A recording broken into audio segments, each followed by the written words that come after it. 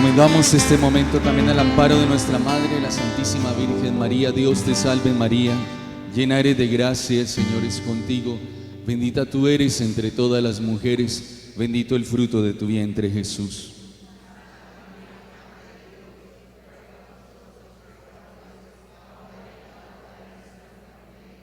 Gloria al Padre, al Hijo y al Espíritu Santo. Bueno, en un principio, ahora y siempre, por los siglos de los siglos. Amén. Bien, vamos a tomar asiento. Muy buenas noches para todos, bienvenidos. Bienvenidos también todos los que virtualmente se unen. Tercer día de este retiro que hemos llamado Heridos pero no vencidos. Y hoy nos corresponde una fecha muy especial, la fiesta de el patriarca San José, así se le dice muchas veces. Una celebración muy importante, siendo San José el patrono de la iglesia, el patrono de las familias, el terror de los espíritus inmundos. A él se le atribuyen grandes virtudes como fiel custodio de la Santísima Virgen María y del Niño Jesús. A él se le atribuyen grandes virtudes como poderoso intercesor. Incluso existen algunas oraciones, no son muchas realmente. Muchas oraciones no son, hay que decirlo, oraciones que son muy milagrosas, no porque Él haga el milagro, sino porque es poderoso intercesor y es Dios el que hace el milagro. Y precisamente cuando pensamos en la figura de San José, es ineludible descubrir que su vida no fue fácil, que lo poco que encontramos en las Sagradas Escrituras acerca de San José está relacionado con una experiencia que significa tal vez una preocupación, una tensión, o dicho de una manera más amplia, un sufrimiento. Uno a veces lee las Sagradas Escrituras y las lee muy rápido y no se detiene a pensar en el contexto de aquello que uno está leyendo. Ustedes se pueden imaginar cuando en la época aquella, cuando José había desposado, es decir, se había comprometido con la Santísima Virgen María, y que luego le llegue la noticia de que ella estaba embarazada, sabiendo que en esa época, pues si una mujer fuera del matrimonio, ¿sí? Estaba embarazada, la ley decía que debía morir apedreada. Esa era la ley, ¿cierto? Y resulta que a San José le llega esa noticia, a José le llega esa noticia y uno la lee rápido, pero no era fácil en el contexto de lo que ocurría. Y eso seguramente en su corazón tuvo que atormentarlo. Seguramente allá muy dentro de él, siendo un varón prudente, justo, casto, no dejaba de ser humano con fragilidades. Y seguramente esa situación tuvo que causarle sufrimiento. Pero Dios no se olvidaba de ese sufrimiento, porque Dios a ninguno nos deja solos en medio del sufrimiento. Y es ahí cuando el ángel del Señor se manifiesta en sueños y le revela aquello que el ángel le había revelado a la Santísima Virgen María, que el hijo de sus entrañas había sido concebido por obra del Espíritu Santo. Quise hacer esta introducción porque precisamente la figura de José nos ayuda a adentrarnos en un tema que no es fácil, pero que es necesario y que es importante para que nosotros a veces no nos dejemos confundir cuando tenemos situaciones que nos lastiman, que nos hieren, de las que ya hemos hablado y que como resultado nos ocasionan sufrimiento. El título de esta charla es El sufrimiento redentor. Ese es el título también de un texto que es una encíclica de la Iglesia Católica. El sufrimiento redentor. Y cuando uno dice esa frase, uno puede prevenirse un poco, porque realmente ninguno de nosotros como seres humanos queremos experimentar el sufrimiento. En eso estamos todos de acuerdo, creo, ¿cierto? ¿O alguno de ustedes quiere experimentar el sufrimiento? No. Existe en la iglesia, claro está, algunas figuras de santos que fueron almas víctimas. No que se victimizaron, es diferente, Porque la persona que se victimiza es una persona que manipula emocionalmente, es una persona que está herida y que quiere a través de ese dolor mostrar, exteriorizar, que vean su dolor para llamar la atención. Es un mecanismo errado para llamar atención, para reclamar afecto, para manipular afectivamente. No estoy hablando del victimizarse, estoy hablando que en la iglesia han habido santos que se han convertido en almas víctimas. Uno de ellos, muy cercano a esta comunidad, Santa Faustina Kowalska. Por eso muchos no la siguen, porque mucho de lo que ella escribe es ofreciéndose como víctima. Una de las cosas que dice Santa Faustina que son fuertes es: Señor, mándame todos los dolores de la humanidad sobre mi cuerpo, dice ella, para ofrecerlos a ti por la salvación de los que no son convertidos o de aquellos que se encuentran lejos de Dios. Imagínense ustedes esa petición. ¿Usted se atrevería a pedirle eso al Señor? No creo, y no lo haga, porque eso es una gracia. Nadie por voluntad propia puede proponerse ser alma víctima. Que claro que podemos hacer pequeños sacrificios, claro que sí. Que podemos ofrecérselos al Señor, claro que sí. Que esos pequeños sacrificios se pueden convertir en oración reparadora, claro que sí. Ojalá existieran muchas personas que lo hiciéramos. Pequeños sacrificios como el ayuno, como la abstinencia. Pequeños sacrificios como callar cuando vamos a decir algo, ya lo hablamos, que de pronto va a lastimar. Esos son pequeños sacrificios que están en el orden de nuestras posibilidades. El alma víctima es aquella que experimenta el amor a través del sacrificio. Y eso es una gracia. Porque debo preguntarlo nuevamente, levante la mano aquí el que le gusta sufrir. Ninguno. Levante la mano aquí el que goza de ver sufrir a un ser querido. Ninguno. El alma víctima, como San Francisco de Asís, como Santa Faustina y otros, experimentaban el amor de Dios, reconocían el amor de Dios a través del sufrimiento. Y tenían algo muy particular, que es una regla de discernimiento: no vivían haciéndolo público. Ahí es donde uno reconoce, oiga, esta persona, uno no ve en la historia de San Francisco de Asís diciendo: tengo los estigmas, tengo los estigmas. Creo que no hemos leído nada de eso, ¿cierto? O como cuando Dios le permite o le presta, no le da. Decir es muy atrevido decir que le da, porque en últimas no es propiedad de nosotros. Le presta un don espiritual a alguien, porque los dones no son propiedad de nosotros, son prestados por Dios para el servicio de los demás. Cuando Dios le presta un don a alguien, una de las reglas de discernimiento para que podamos descubrir si ese don es de Dios es que la persona no alardea del don, lo que va a evitar que lo manipule, porque ese tipo de cosas las hay. Por eso hay que discernirlo todo. Entonces este tema que rápidamente voy a abordar nos va a ayudar a entender algo fundamental para nuestra vida de fe y para nuestro proceso de sanación, y es que Dios se puede valer del sufrimiento. Y esa experiencia de sufrimiento se puede convertir para nosotros en redención, es decir, en salvación. Y salvación es sinónimo también de sanación. Dicho de otra manera, a través de esta charla que quiero compartirles, de esta prédica, que el Señor nos ayude para darnos cuenta que en medio de la dificultad, siempre, si nos presentamos delante de Dios, si le entregamos nuestra vida al Señor, hay una bendición. Amén.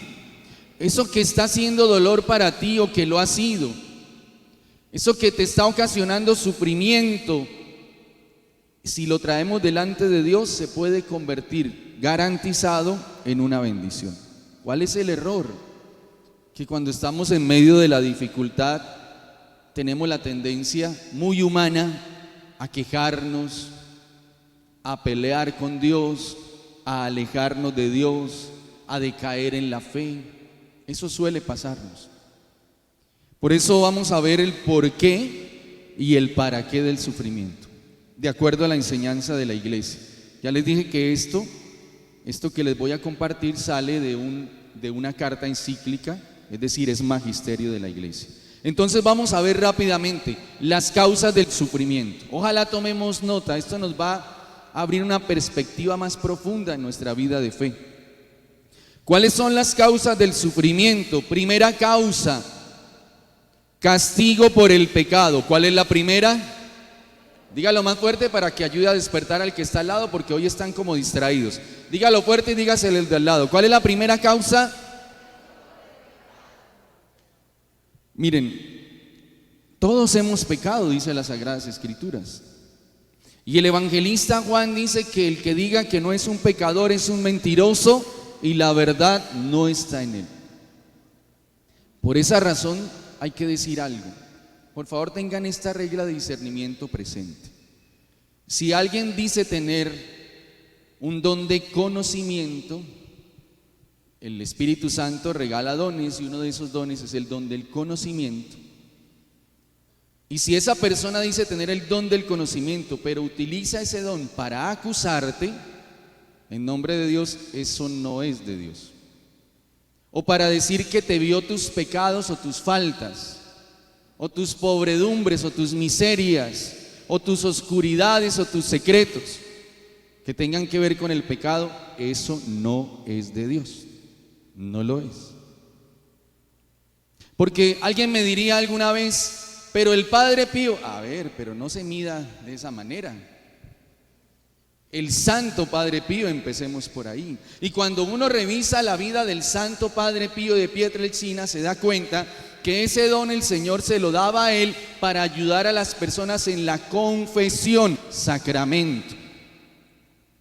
Entonces, si la persona iba a confesarse y tenía un pecadillo por ahí escondido, el Señor le daba, a través de ese don del conocimiento, la gracia al Santo Padre Pío para ayudar a esa persona, para que hiciera una buena confesión. Es distinto.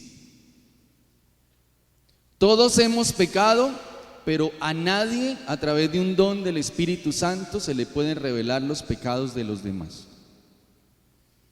Alguien me decía un día: Eduardo, usted me mire, yo siento que usted me está viendo los pecados. No diga eso. Eso no es posible. Eso es que quién sabe usted que está escondiendo. Eso no se puede. Y tampoco una vez una persona que vino a pedir oración y me dice: míreme. Y yo: ¿cómo así que míreme? Es que a mí me dijeron que usted lo miraba a uno y le decía a uno qué tenía. No, se equivocó de lugar. Eso no es así. Dios sí revela. Dios muestra algunas cosas, como por ejemplo cuando estamos orando, donde está la raíz de ese sufrimiento, por ejemplo. Pero Dios a mí ni a ninguno que diga hablar en nombre de Dios, salvo el caso que ya expliqué del Santo Padre Pío, le va a revelar sus faltas. Porque hay que partir de un principio particular, y es que el mismo Jesús dice: yo no vine a acusar, yo vine a salvar. Y Jesús nos dice claramente: no juzguen para que no sean juzgados. Sáquense la viga del ojo, ¿cierto? Y no señalen la paja que tiene el otro en el ojito. Entonces fíjense que tiene mucha coherencia. Ahora bien, ¿por qué razón el sufrimiento? Una de las causas del sufrimiento es el castigo por el pecado. Dice, en muchos ámbitos la iglesia nos enseña que la raíz de todos los males es el pecado. Todos hemos pecado y como tal todo pecado trae consigo una consecuencia. Cuando usted y yo nos confesamos, el Señor nos perdona, nos absuelve de nuestras culpas, pero usted y yo tenemos que reparar. Acuérdense que cuando uno va a confesarse, el sacerdote le da la absolución y le pone una penitencia, ¿cierto? Y entonces esas penitencias hoy día son muy fáciles. Ore un Padre Nuestro, y a veces ni eso hacemos hoy. Llegue a la casa y ore un Padre Nuestro y 3 Ave Marías. Por eso la confesión trae consigo una penitencia, porque todo pecado trae consigo una consecuencia. Entonces recibimos el perdón, pero debemos ofrecer esa penitencia y muchas otras más para alcanzar lo que la iglesia nos ofrece como indulgencias. Acuérdense que se acerca una fiesta grande que es, ¿cuál es? A ver, la fiesta de la Divina Misericordia. Y ahí recibimos algo que se llama la indulgencia plenaria. No voy a profundizar ahí porque habrá tiempo para ello. Pero muchos de los sufrimientos, si nosotros pensamos en esa herida, en ese dolor, en aquello que les compartí ayer de las heridas, nosotros vamos a darnos cuenta que están enmarcados en muchos casos por situaciones de pecado. En muchos de los casos. Entonces, una de las razones por las cuales sufrimos es a causa del pecado. Por eso sería muy fácil, pero hay que decirlo, afirmar que a menos pecado, menos sufrimiento. Si usted no quiere sufrir tanto en la vida, pues es muy sencillo, vida de conversión, a no ser que Dios lo elija a usted como un alma víctima. Pero vamos a poner un ejemplo sencillo para entenderlo. Imaginemos una familia. Si usted es un hijo desobediente, si usted le lleva la contraria a sus padres, si usted no hace caso, si es rebelde, si es altivo, si no responde de buena manera, si lleva la contraria, si se va y no saben dónde está, si llega tarde, si reta a sus padres, díganme algo, humanamente, ¿ese hijo merece lo mejor? No. Y es posible que ese hijo se vaya a meter en problemas. Es posible. Hay un alto grado de posibilidad de que eso pase. Desafortunadamente uno cuando es adolescente o está por ahí entre los 16 y los 25 años, uno cree que uno puede hacer lo que quiera. Pero no es así. Entonces, hermanos, primero, una de las causas del sufrimiento es el castigo por el pecado. Dice en Job capítulo 4 verso 8: he observado a los que hacen el mal, lo mismo que siembran, lo cosecharán. Palabra de Dios, palabra de Dios. Dele un aplauso a la palabra de Dios. Y dice Gálatas capítulo 6 verso 7, más fuerte aún, Gálatas capítulo 6 verso 7: de Dios no se burla nadie, de lo que tú siembras, cosecharás. Palabra de Dios. Dele un aplauso a la palabra de Dios. Entonces démonos cuenta que el Señor nos ofrece el camino de la gracia, nos da libertad, pero de lo que sembremos vamos a cosechar. Y esto es algo que a muchas personas no les gusta escuchar. ¿Por qué me pasa esto, Señor? Si somos honestos, coherentes, humildes delante de Dios, vamos a darnos cuenta que hemos caminado por senderos equivocados. Entonces, pensemos un poco en lo que nos está causando sufrimiento y podemos pensar, ¿por qué no lo he podido superar? Es posible que sea consecuencia de algún pecado, es posible que no haya renunciado de corazón a algún pecado, es posible que en tu corazón todavía tengas apego a ese pecado. Es posible que en ocasiones, es muy extraño que pase, pero pasa, Dios lo permite, por ejemplo, en casos de familia. Entonces la señora es muy orante y el Señor no quiere ni que le nombren a Dios. Y a veces la señora sufre mucho. Y es Dios que está utilizando a esa persona por la salvación de ese señor o de esa pareja o de ese hijo, como sea. Ese sufrimiento entonces es a causa del pecado. Parece injusto, pero no lo es. ¿Y por qué no lo es? Porque tú estás caminando en gracia. Y el que tiene fe entiende que si no hay un premio aquí en la tierra, habrá uno muy grande en el cielo. Amén. Segunda causa del sufrimiento, la prueba de la fe. Esa es la segunda. Eduardo, pero usted ha dicho que Dios no pone pruebas. Sí, yo he dicho eso. Pero hay algo que sí prueba, la fe. Por eso el apóstol Pablo dice que la fe es como el oro, tiene que pasar por fuego para ser purificado. Dios nos ha dado a todos el don de la fe, a todos, desde que fuimos bautizados. Pero esa fe muchas veces tiene que ser sometida a prueba.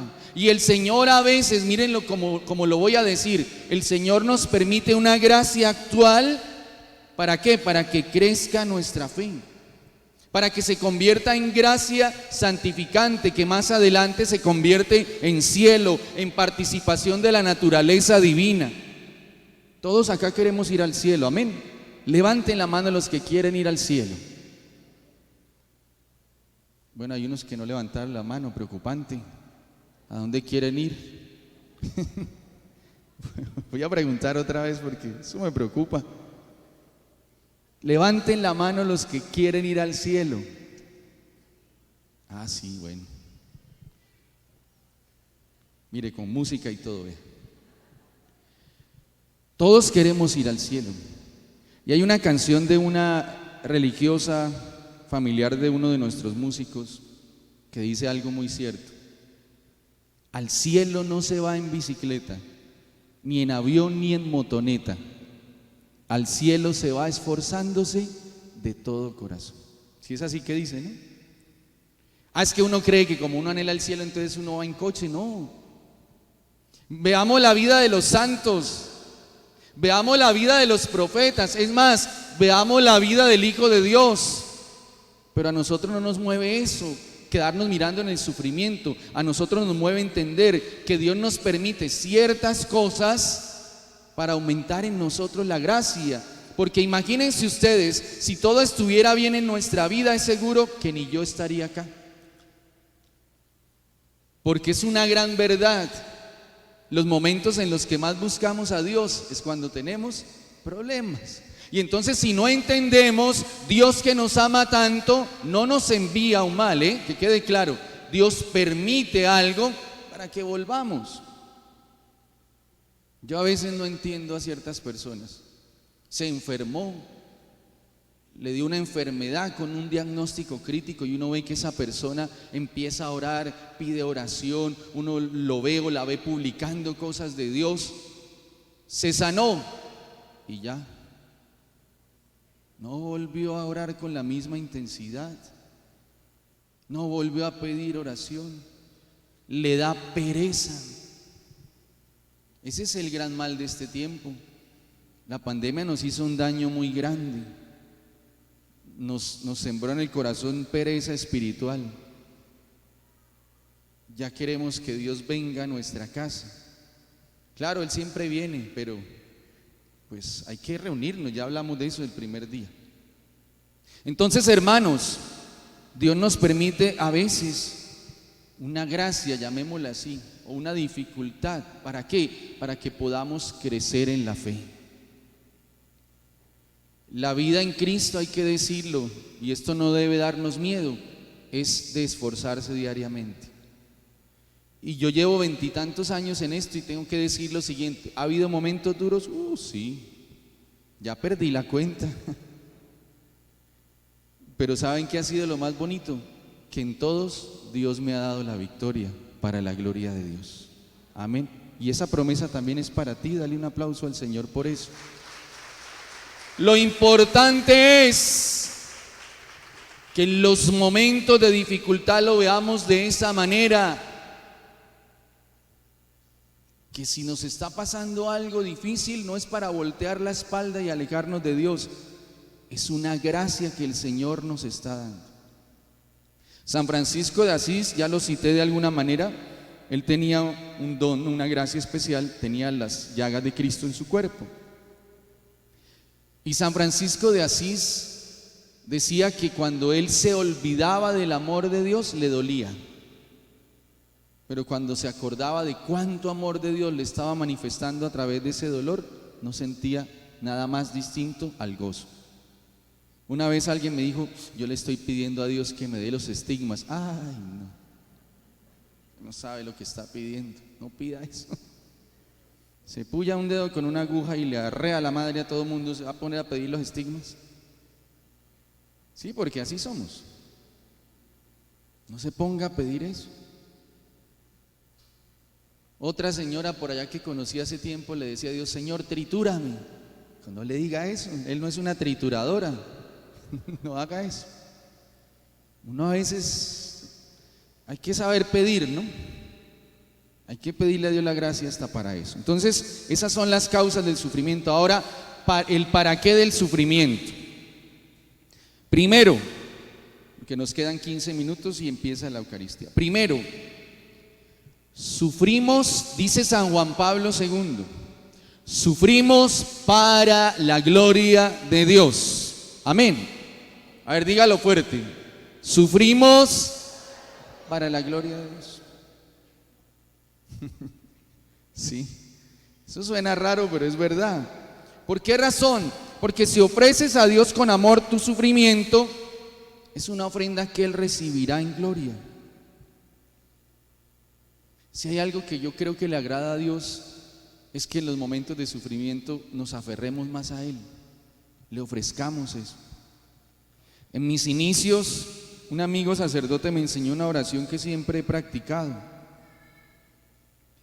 Y es que cuando hay algo difícil, me decía, siempre dile al Señor: Señor, te ofrezco esto en tus llagas, por mi conversión. Y ahí puedes hacer una lista por aquellas personas que están pensando en abortar, por aquellas personas que no han conocido el amor de Dios, por aquellas familias que están a punto de destruirse, por aquellos sacerdotes que están pasando dificultades, por aquel seminarista que tiene crisis en su vocación. Convertir eso en un ofrecimiento para mayor gloria de Dios. Amén. Y van a ver cómo funciona. Entonces, ¿para qué? Para gloria de Dios. Santo Tomás de Aquino habla de la obra meritoria. A más amor, más meritoria es la obra y más gloria para Dios. Si hay una oportunidad grande en medio del sufrimiento, sí la hay. ¿Saben cuál es? La oportunidad de amar y de dejarnos amar más por Dios. Amén. Y la experiencia la vivimos en la oración. Muchas veces estamos sufriendo tanto que cuando venimos a la oración, fácilmente el Señor quebranta nuestros corazones, ¿cierto?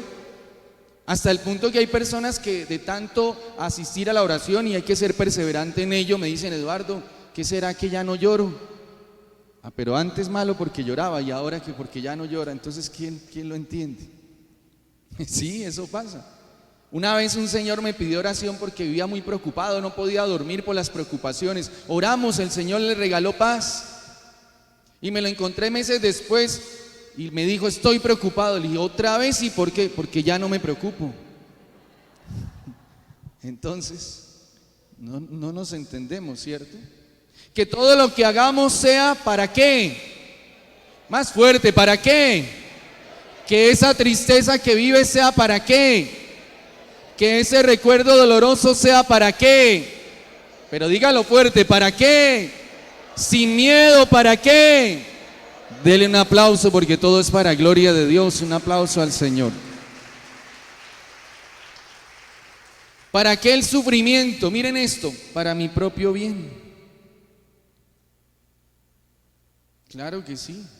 Entonces, primero, para gloria de Dios. Segundo, para mi propio bien. ¿Por qué razón? Porque, hermanos, el dolor nos depura, nos transforma.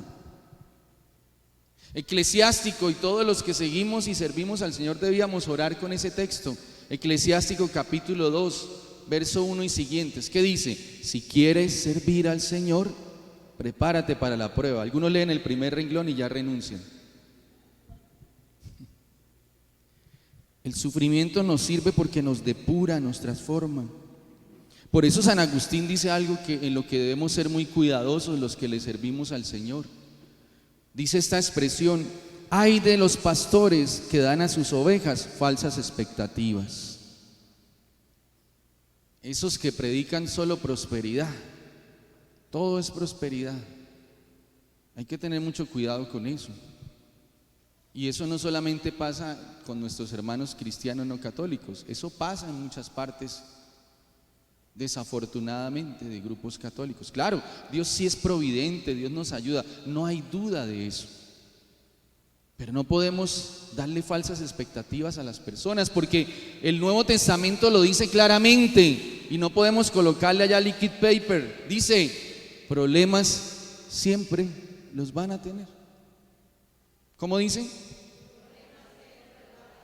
A ver, dígale al de al lado eso que dice el Nuevo Testamento. Ay, no, Eduardo, esa predicación está muy aburrida. Usted vino a hablarme de problemas y yo bien emproblemado. Pues sí, es la verdad. Y si la palabra de Dios lo dice, así es. Pero también dice al lado, problemas siempre los van a temer, pero no tengan miedo. Yo he vencido al mundo. Amén. Ahora arregle lo que acabo de hacer y dígale, no tenga miedo. Dios ya venció. Amén. Dele un aplauso al Señor por esa promesa. Ya, tranquilo. Entonces, claro, ese dolor nos depura, nos purifica. En el dolor es donde buscamos a Dios. Yo les conté la experiencia cuando fui a México de los plateros, allí en Tasco, donde producen todo lo del material de plata, así como mi apellido, Plata. Y entonces allá cogen una pieza y ellos empiezan a pulirla, todo el tiempo. Y ellos saben que la pieza está lista cuando ya ven el rostro en la pieza, cuando se vuelve casi como un espejo. Conocer esa experiencia me llevó a pensar lo siguiente, y es que así es Dios con nosotros. Él nos va puliendo hasta el momento en que en nosotros se vea reflejado el rostro de Cristo. Amén. ¿Ustedes quieren que se vea reflejado en ustedes el rostro de Cristo? Bueno, así sea, gloria a Dios. Es lo mejor que nos puede pasar. A ver, mire al de al lado y mire a ver si tiene el rostro de Cristo, no se asuste. ¿Para qué es el sufrimiento? Oigan esto, para el bien de otros. ¿Quién es el ser que ha sufrido más sobre la faz de la tierra? ¿Quién? ¿No saben? ¿Seguros? Última palabra. Sí, claro. Cristo. El ser humano, él era, dice el apóstol Pablo, semejante a nosotros en todo, menos en el pecado. El ser que más ha sufrido sobre la faz de la tierra es Cristo. ¿Para qué? Para el bien de todos nosotros, para el bien de cada uno de nosotros. Por eso reitero, cuando estés en dificultad, ofrece esa situación en los méritos de Cristo. Dice San Juan 3:15, tanto amó Dios al mundo, que envió a su único Hijo, para que todo aquel que crea en Él no muera, mas tenga vida eterna. Palabra de Dios, palabra de Dios. Dele un aplauso a la palabra de Dios. ¿Está claro entonces el porqué y el para qué del sufrimiento? Amén. Ahora rápidamente, 5 minutos, ¿cómo salir del sufrimiento? Fíjense que damos el diagnóstico y damos la medicina o la solución. Entonces tomemos nota, lo encontramos en Eclesiástico capítulo 38, verso 9.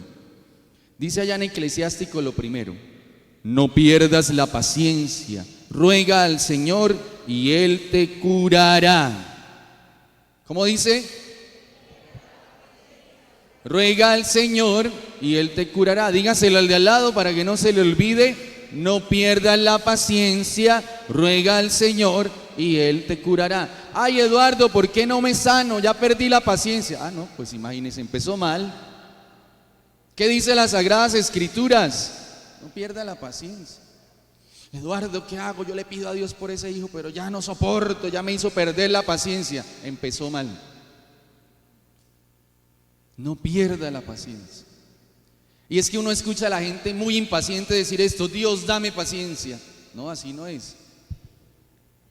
No pierda la paciencia. ¿Sí han escuchado a la gente decir eso? Lo dicen con esa desesperación: uy, dame paciencia, dame paciencia. No, pero sí, eso va a llegar todita, ¿yo? Sí, yo creo que más de uno de los que se está riendo lo hace. Entonces, dice las Sagradas Escrituras: no pierda la paciencia, ruega al Señor, es decir, vuelve a Dios. Vuelve a Dios. Todo el tiempo hay que volver a Dios. Uno no necesita tener muchos dones del Espíritu Santo para darle respuestas a la gente cuando le pregunta: Eduardo, ¿por qué me pasará esto? Y uno le dice: venga, ¿usted ora el rosario? Pues a mí me lo enseñaron cuando yo tenía como 8 años. ¿Cuántos años tiene? 78. Ah, no, va bien, empezamos bien. ¿Hace cuánto no se confiesa? Me parece que desde la primera comunión. Es más, no recuerdo si hice la primera comunión. Entonces no hay que tener muchos dones para decir: oiga, venga, La solución es sencilla, vuelva a Dios. Levante la mano a aquel que volviendo a Dios le ha mejorado la vida. Gloria a Dios, démosle un aplauso al Señor por eso. Entonces, primer paso, no pierda la paciencia, vuelva a Dios. Segundo paso, dice el texto del Eclesiástico, renuncie a sus malas acciones, guarde las manos limpias. ¿Cómo dice? A ver, dígaselo al de al lado. Segundo paso, renuncie a sus malas acciones. Eduardo, pero yo no soy malo, yo no mato, yo no robo. Vamos a ver, usted de pronto se ha matado. Cuando usted ve a alguien tranquilo y le suelta la palabra que sabe que le duele, es que se lo tengo que decir, es que lo vi chiquitico y en el nombre del Señor. Sí, yo he escuchado eso. Yo se lo dije en el nombre del Señor para que entrara como espada de doble filo. Ah, sí, seguro. Sí, vea que uno sí hace eso. Eso es así. Uno muchas veces tiene que ser muy honesto. Por eso la iglesia, en el ejercicio de la liturgia de las horas, en esa práctica tan especial, nos propone al final del día hacer un examen de conciencia. ¿Cuántas palabras dijimos que sembraron allá dolor en un día? Vaya uno a saber. ¿Cuántas miradas? ¿Sí? ¿A cuántas personas les prometimos algo y no lo cumplimos? Eso también causa dolor. Algo bueno, claro está, ¿no? Una invitación a comer sushi, cosas así. Sí, cosas así. Entonces, hay que renunciar a las malas acciones, es decir, el arrepentimiento. Dice San Juan 20, 19, 22. Así como el Padre me envió, yo los envío a ustedes. Reciban el Espíritu Santo, y sopló sobre ellos. A quienes les perdonen los pecados, les serán perdonados. A quienes se los retengan, les serán retenidos. Palabra de Dios. Dele un aplauso a la palabra de Dios. El arrepentimiento, es decir, hermanos, para salir del sufrimiento hay que ir a la confesión. Estamos en Cuaresma. Y hacer una buena confesión. Prepararnos antes en oración, pedirle a la Santísima Virgen María que nos acompañe, al ángel de la guarda, pedirle a Dios la luz del Espíritu Santo para que nos confesemos bien, no que vayamos a excusarnos, sino a acusarnos. Miren la diferencia, cuando uno va a confesarse, uno va a acusarse, no a excusarse, porque a veces uno puede ir a decir, Padre, yo vengo a confesarme, es que yo tengo mucha ira, pero es que tengo una esposa que es más brava. Uy, eso es terrible. Si usted viviera con ella, Padre, usted se confesaría conmigo. Sí. Imagínense ustedes. Vamos a excusarnos. ¿Y a qué debemos ir a la confesión? A acusarnos. Antes uno empezaba la confesión. ¿Se acuerdan que antes le enseñaban? ¿A quién le enseñaron cuando iba a prepararse para la primera comunión? Que usted cuando vaya a confesarse tiene que decirle al Padre, acúsome, Padre, ¿qué? ¿A quién le enseñaron eso? Levante la mano. Uy, ustedes son de una generación antigua, entonces. Como 3, ¿no? Eso ya. La época por allá de los Beatles, por allá, esa cosa. Si eso se lo enseñaban a uno. Y uno empezaba la confesión así. Es más, un día yo lo hago. Y un día yo le dije, Padre, acúsame. Y el Padre se quedó mirando. Era jovencito el Padre. Porque hoy día no enseñan eso. Pero hay que volver a la sana enseñanza. Uno va a las confesiones a acusarse, no a excusarse. Acúsame, Padre. ¿Qué hacemos en la liturgia? Ahora lo vamos a hacer en el momento del perdón. ¿Qué decimos? Por mi culpa, por mi culpa, por mi gran culpa. Pero a veces uno ve en la Eucaristía que se vinieron bravos de la casa y el Señor empieza a decirle a la mujer, por su culpa, por su grandísima culpa. No, es por mi culpa. Entonces, segundo paso para salir del sufrimiento, renunciar a las malas acciones. Y debe haber verdadero arrepentimiento. Amén. Dígale al de al lado, renunciar a las malas acciones. Tercer paso. Dice el texto del Eclesiástico que estamos leyendo, Eclesiástico 38:9. Tome nota para que revise después en su casa. Dice, ofrece incienso, un memorial de la mejor harina, para que te tenga en su memoria. Preséntale una ofrenda escogida de acuerdo a tus medios. ¿Cuál es el tercer paso? ofrenda. No limosna, es diferente. Una cosa es la limosna y otra cosa es la ofrenda. El Señor realmente en el ámbito de lo económico nos pide 3 cosas. ¿Cuáles son? Que todos debemos tener esa práctica. Y el Señor nos bendice: la ofrenda, la caridad y el diezmo. El diezmo es lo que usted separa mensualmente para el sostenimiento del culto, de acuerdo a su posibilidad. Usted dice: voy a dar mensualmente para la Asociación Jesús en Ti Confío 10 millones de pesos. Nos ayuda a usted para que solucionemos un montón de problemas. De lo que usted puede, es como un compromiso mensual. La ofrenda es lo que usted da cuando es la liturgia, no es la limosna, es la ofrenda.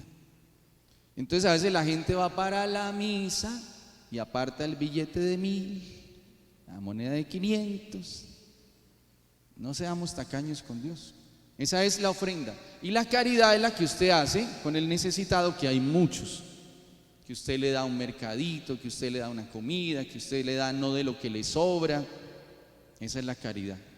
Entonces, cuando nosotros hacemos eso, y además de eso añadimos la donación de nuestra propia vida, el amor al hermano, las obras de misericordia y la oración, que deben ir unidas, no es que estemos comprando a Dios, cuidado con eso. No es que usted diga: no, yo doy el diezmo, entonces ya no tengo que hacer nada más. No, tiene que ir acompañado con la vida de oración, porque no es que estemos comprando a Dios. Entonces, tercer paso, ¿cuál es?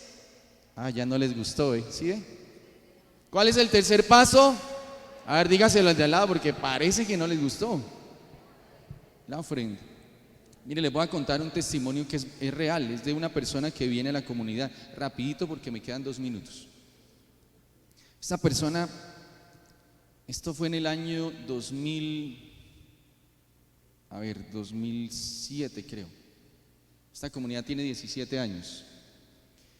Esta persona tenía un problema de opresión demoníaca de muchos años. Era un tema bastante complejo. Yo ya conocía el caso, le estaba haciendo acompañamiento y pues regularmente orábamos por esa persona y pues había siempre un momento en el que se presentaba la liberación. Esta persona un día llegó a la comunidad, venía de casa, había recibido una bendición económica. Y además tengo que decir que era una persona de constante oración, eso hay que decirlo, para que no pensemos que es que uno está ahí comprando a Dios, no se trata de eso. Y entonces esta persona venía de casa y cuando iba saliendo sintió que debía ofrecer algo de ese beneficio económico para la comunidad.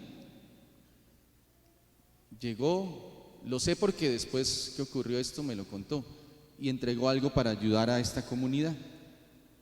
Ese día empezamos la oración y yo ya había orado por esa persona como unas 5 veces y pues siempre había sido muy difícil, muy fuerte el asunto. Ese día en la oración estábamos orando y el Señor me reveló algo en la oración. Yo dije: hay una persona aquí que le dieron en un alimento un animal partido en pedacitos que estaba consagrado al mal. Y esa persona está aquí y el Señor me está mostrando y esa persona se va a liberar. Y era esa persona. Mire, les cuento, en la oración uno oraba por esa persona y esa persona se inflaba, como si le colocaran, como si fuera un neumático. Acá se inflaba, los brazos se inflaban, era una cosa sorprendente. Y en el momento que Dios revela eso, esta persona entra en una liberación muy fuerte, bastante fuerte. Y ese día, a partir de que el momento el Señor reveló eso, empezó la total liberación de esa brujería que le habían hecho a esa persona, para la gloria de Dios. Denle un aplauso al Señor por eso. Fue una persona que ofrendó, que creyó. Porque vuelvo y reitero, no es que estemos comprando a Dios, por favor no lo entendamos así. ¿Sí? Es Dios que es el dueño de todo y nos pide una parte, pero eso debe estar acompañado ¿de qué? De oración, muchas veces de ayuno y de obras de misericordia. Y dice luego, en el texto, dice: luego acude al médico, porque también a él lo ha creado el Señor, que no se aparte de ti porque lo necesitas. Palabra de Dios. Palabra de Dios. Esto lo podemos entender de varias formas. Si usted está enfermo físicamente, por favor, cuidado con esto. Lo he escuchado y por eso tengo que decirlo con caridad. Aquí lo está diciendo las Sagradas Escrituras, hay que buscar al médico. Hay personas que a veces en oración le dicen a otros: bote esas pastillas a la basura, créale al Señor. ¿Eso es falta de fe? No, señores. Es que la Biblia dice que hay que ir al médico. Es que la Biblia lo dice, no lo digo yo. Sí, porque Dios también usa al médico para curar. Claro, maravilloso que en una oración Dios nos sane y Él puede hacerlo, amén. Pero hay ocasiones en que Dios usa al médico.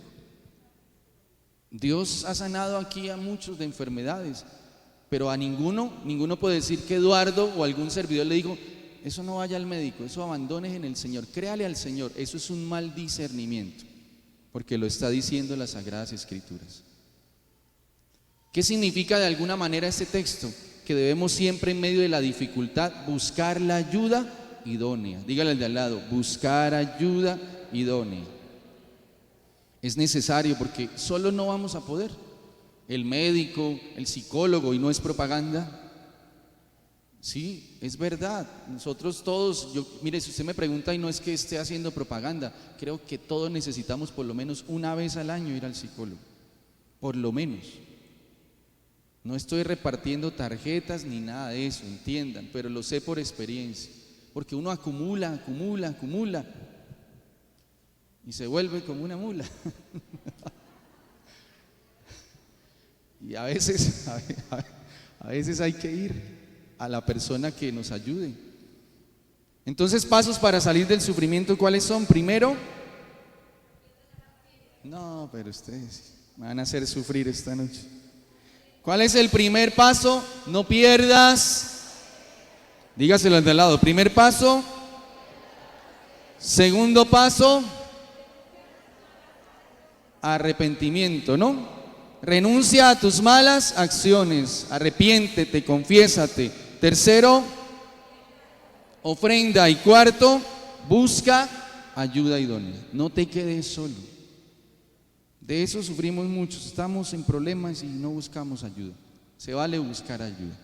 Que el Señor entonces, a través de esta Eucaristía que vamos a celebrar, a través del momento de adoración que vamos a vivir, Él siga obrando en nosotros. Recuerden lo que les decía al principio, esto es un proceso.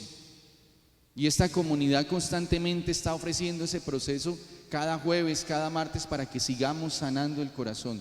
Es necesario sanarnos interiormente, que podamos poner en práctica cada una de las enseñanzas que el Señor nos ha permitido compartir, y que podamos decir, como se titula este encuentro, este retiro: heridos, más fuerte, heridos pero no vencidos. Démosle un fuerte aplauso al Señor.